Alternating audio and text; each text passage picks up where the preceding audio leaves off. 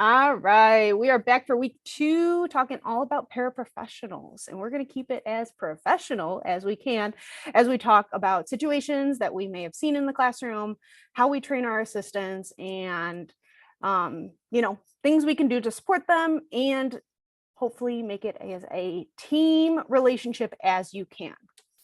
Sound good? Okay. Let's see. All right. So cool. All right. I think you guys can see that. Yeah. Cool. All right. So this is a resource I have in my store. It's completely editable, but it has a lot of content already in it. So I think that will truly help you. You don't need to get this exact thing, but if you have ideas or things that you can take from it, this would be, I think, an amazing resource for you. I am actually getting 2 new assistants, possibly 3 next school year. So the fact that I'm going to have to start from scratch is going to be very overwhelming for me. So I wanted to make sure I had something where I could feel super confident talking to my paraprofessionals. Let me see. Here we go. Okay. So it's going to do it this way. All right. So this is where it starts off. It has the general information that you need to know with a paraprofessional, right? Where to park, what extra duties might look like. Again, this is completely editable. You guys can edit it for whatever you need. If it doesn't make sense for you, again, totally fine. Where they can keep their stuff. I have a cabinet in my classroom. We can keep it locked. But I know paraprofessionals sometimes spread their stuff around the room. So you want to make sure that they have a space that they feel safe and that their stuff is protected there too. So again, part of the building a team in the classroom, you want to make sure that you're also welcoming them, and it's not like you are the teacher, they are the paraprofessional, and it's like you are better than them. You want to try to make it as much of a playing field as you can, where you guys are working on the same team. I like to explain it to my paraprofessionals, like, you and I will work together. We will work together as a team, but ultimately the decision comes back to me, because if anything goes wrong, I am the one who's going to be taking the fall for it.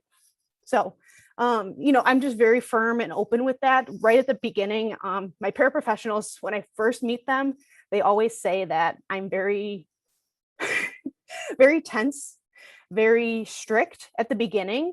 But then I finally open up once I can gain their trust, and they gain my trust a little bit. So that's always something where it's like, I come in a little bit more intense, but then we back off a little bit once I can see like they are doing the things that I need them to do to help support the classroom. So yeah, schedule, letting my paraprofessionals know where they need to be at what time. I'm going to make sure I do that. Again, this doesn't apply to you. It's okay. You might be getting something from your admin too. When their lunches and if they get breaks, it's also very important on the first page that they need to know what that looks like, because everybody wants to know when their lunch is. So where should they park? Again, this was all kind of created for my school. You can change it however you see fit. What I'm going to ask you to do for the classroom, prep materials for me, right? Laminate, Velcro, whatever it is. District email, I don't expect you to be on your district email all day long. You can check it during breaks, that type of thing. Also helps minimize the use of cell phone usage in the middle of the day. If it's a family emergency, you can talk to them about something like that.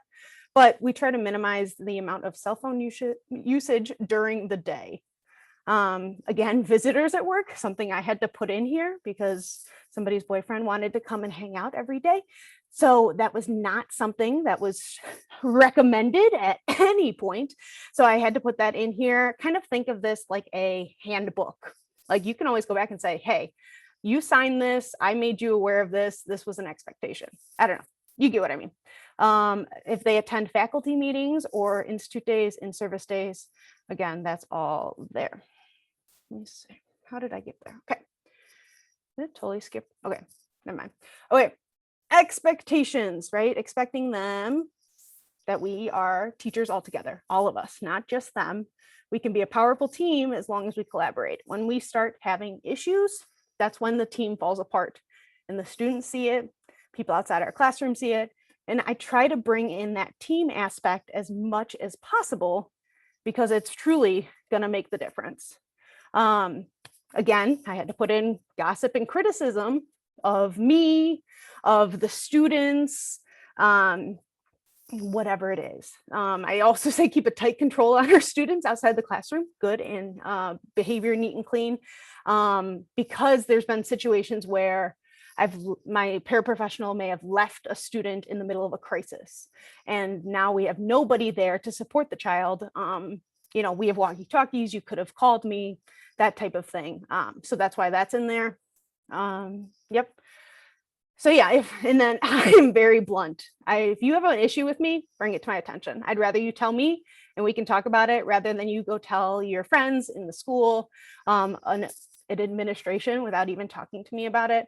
So I'm very upfront with that. Again, like I said, these first couple of pages are very strict to the point. Like, I don't want to deal with any of this. It's not something that is fun to talk about. And like I said, I kind of come off really rude when I first talk about it, but it does make the difference at the beginning of the school year. Yep, we need each other to make classroom work. Okay, and then here are some things that I run through. Again, you can kind of look at this. We're going to work together. We're going to do toileting and feeding together. Again, if you don't know, I am a middle school self-contained life skills teacher. So toileting, feeding, self-care, grooming is all a part of our program. I may ask you to make copies, supervising the students, assisting the students in the learning. I may teach you how to do activities. Again, that all kind of lays out here. And I use my district template for the job description to help me fill that out. So it's just something to think about.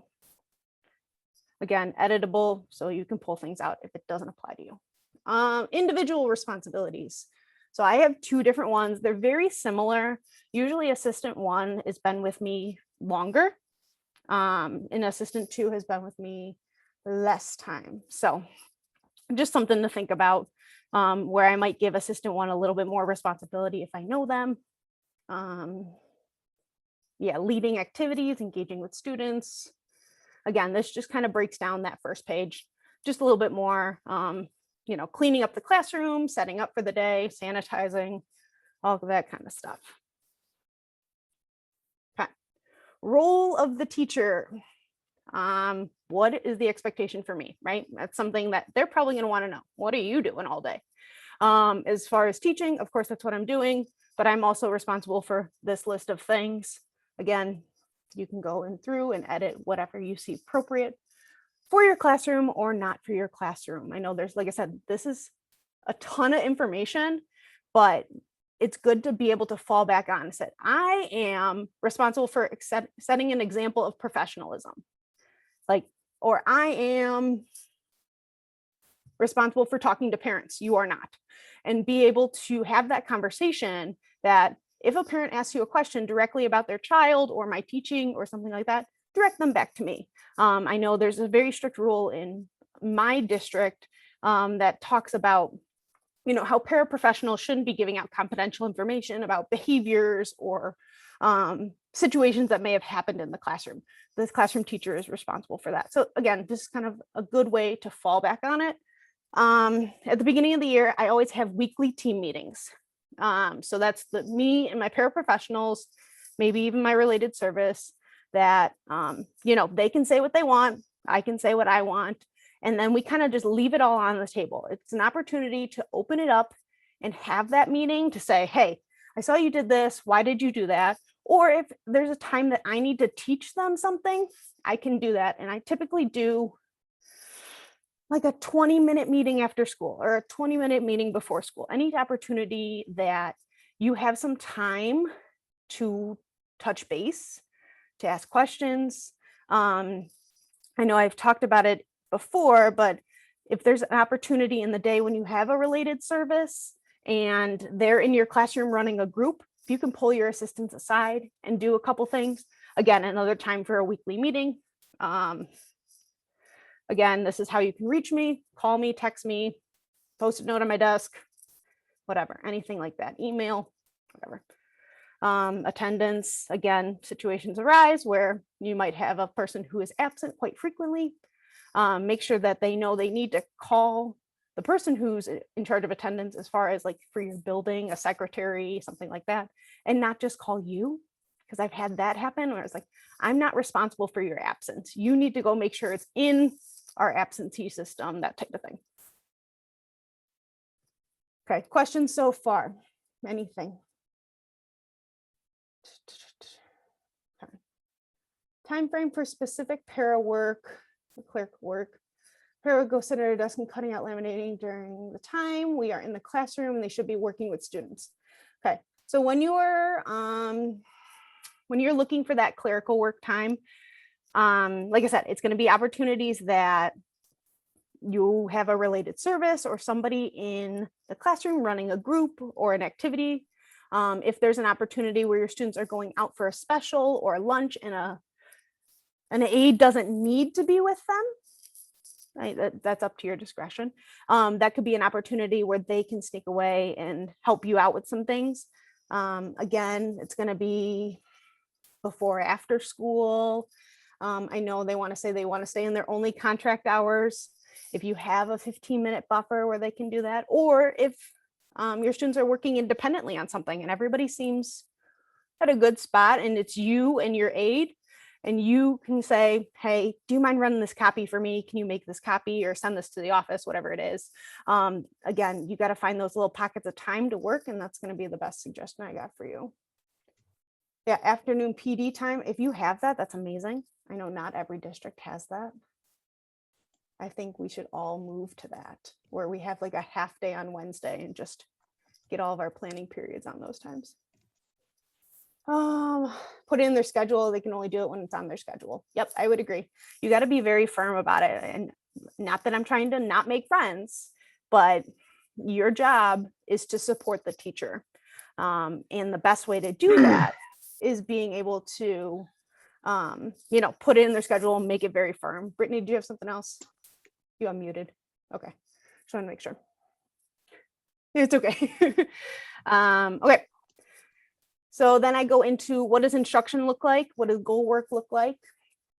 Being able to help and assist with that. Again, I don't expect them to know that from the beginning. I support them with that, and I will help them with that.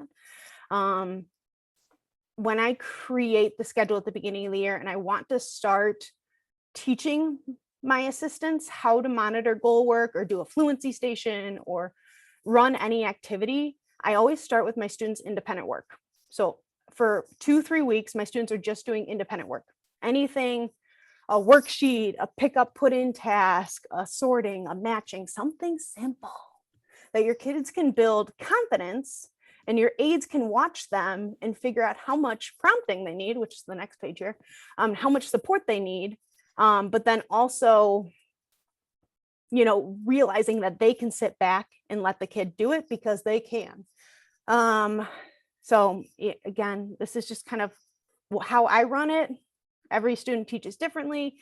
I know this says hand over hand. I just realized it. I'm going to put hand under hand because now I realize I've made that choice. That's not so good. You got to do hand under hand, guys, if you don't know that. So yeah, there's my prompting hierarchy. You want to make sure you're least intrusive to most intrusive. I teach that so that we don't have teachers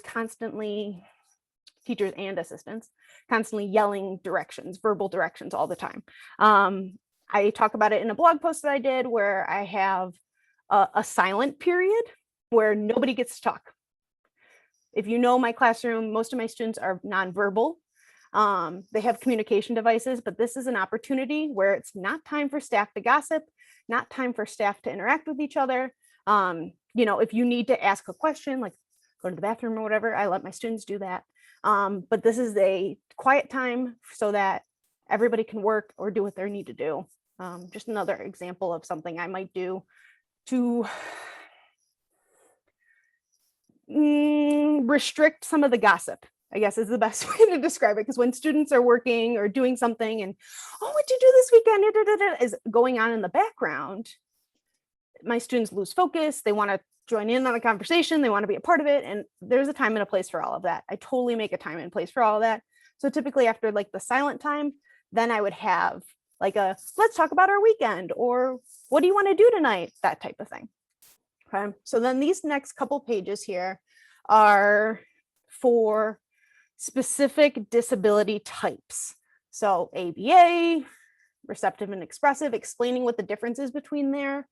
Nonverbal students, some type of things you can think about that are important, how to introduce new words, what does that mean?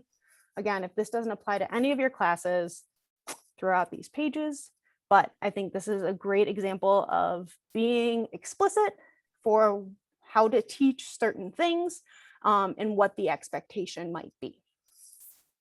Okay. More classroom procedures, looking at my time here. Whole group, right? What's the expectation for that? I outline all of that. My transitions, what's my expectation for that? You know, bathrooming, morning routines. Again, all of that is kind of just, so it's laid out clear as day. So if for the first couple of weeks, my paraprofessionals need to walk with this around so they have it. That way they know, you know, we line up at the door, but they can stay together with an assistant through the hallway. They don't have to walk in a line, you know, simple things like that, and kind of procedural things that are important to me in my classroom. Gym and lunch routines, afternoon routines, packing up to go home. That's all in there as well. Behavior management, as you can see, the text gets smaller because there's more information for that, because if it becomes a safety issue, then it becomes your issue. So, you know, you want to give your assistants as much access to supports that they need.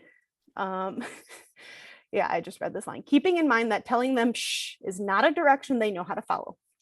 So, you know, just things like that, like I said, I come off very firm at the beginning. But, you know, we all know that there might be opportunities that they have room to grow and improve. You know, being explicit about praise and desiring that appropriate behavior. I also let them know about behavior plans, crisis interventions, anything that's going on. I make sure that they know how to do that or what the expectation is, just for everybody's safety. Okay. If you have a classroom behavior management system or reward system, you know, rules, expectations for the students, I have that in there. Being able to, yep, you can definitely come to the recording later. I will make sure I have the recording up probably either tonight or tomorrow.